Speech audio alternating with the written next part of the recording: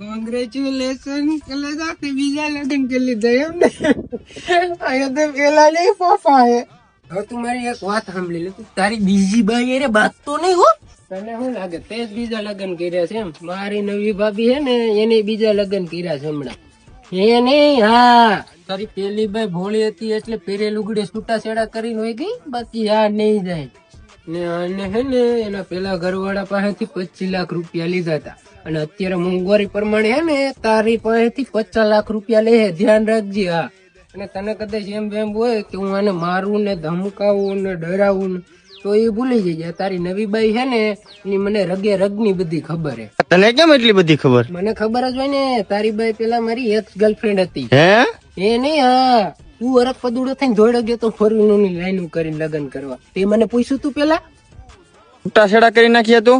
સપનું જોવાનું ભૂલી જા તું. તારા ગીચામાં પેલા 50 લાખ રૂપિયા છે નથી ને તો ભૂલી જા.